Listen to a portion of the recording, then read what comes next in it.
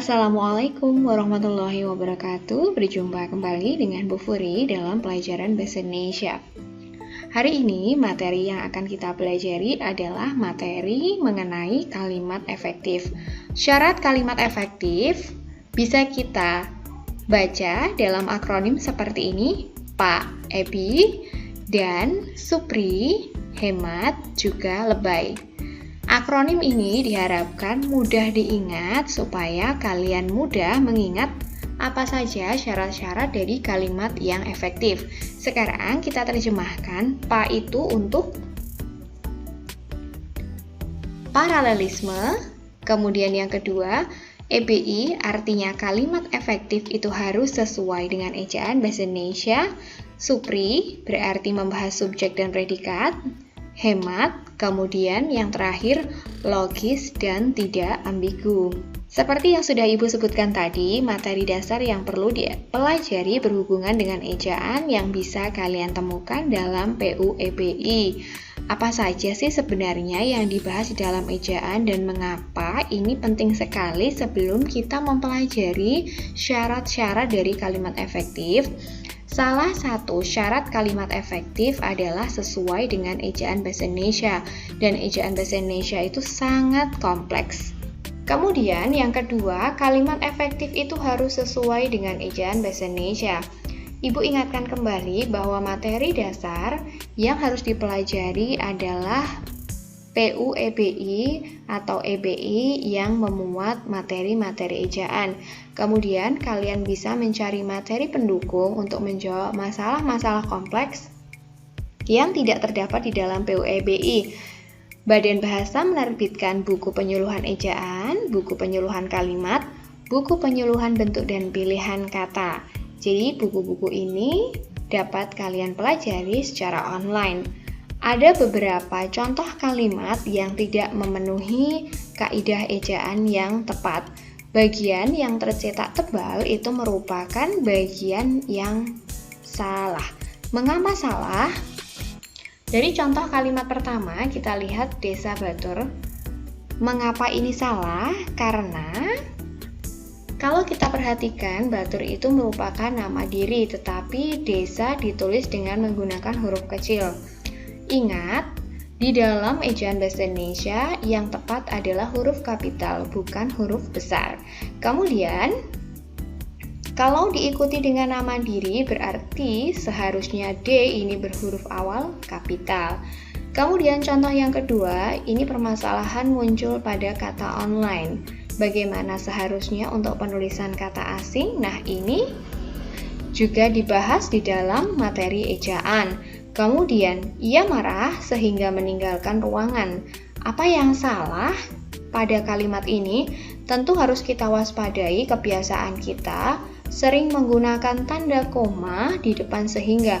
Padahal bentuk seperti ini sangat tidak tepat. Mengapa? Di depan konjungsi sehingga tidak diperkenankan ada tanda koma. Contoh kalimat selanjutnya mengarah pada penulisan kata. Mensikapi, apakah ini sudah sesuai dengan penulisan kaidah penulisan kata perimbuhan? Nanti akan kita cek jawabannya. Kemudian selanjutnya berhubungan dengan penulisan gabungan kata. Dari kata majmuk tanggung jawab, kemudian diberi awalan per dan akhiran an. Dalam contoh ini, pertanggungjawaban ditulis terpisah. Ini merupakan bentuk yang salah. Kemudian contoh selanjutnya, ia membeli, kita memberikan tanda titik dua, apel, jeruk, dan mangga. Tanda titik dua ini bermasalah karena apa?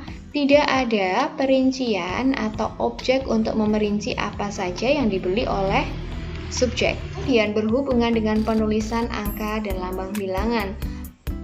Kebanyakan menganggap bahwa angka yang ditulis di awal kalimat itu tepat, padahal sebenarnya ini sangat tidak tepat. Lebih baik angka ini diletakkan di bagian belakang atau diubah strukturnya supaya menjadi lebih efektif. Kemudian yang terakhir ini berhubungan dengan penulisan imbuhan di masa. Bagaimana cara membedakan penulisan di yang digabung atau dipisah? Semuanya terdapat dalam materi ejaan Bahasa Indonesia. Mari kita lihat bagaimana perbaikan dari contoh-contoh kalimat yang kurang tepat ini. Mamanya tinggal di desa Batur, berarti D-nya harus berhuruf awal kapital karena diikuti dengan nama diri. Online, karena ini merupakan kata asing, berarti harus dicetak miring ketika ditulis dalam kalimat bahasa Indonesia. Pada kalimat ketiga, dihilangkan tanda koma, kemudian konjungsinya tetap seperti ini.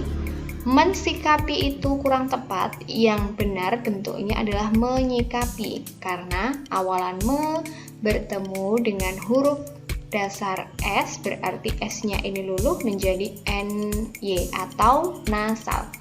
Kemudian pertanggungjawaban, kata majemuk tanggung jawab ini merupakan gabungan kata yang mendapatkan awalan per dan an, oleh karena itu semuanya harus ditulis gabung.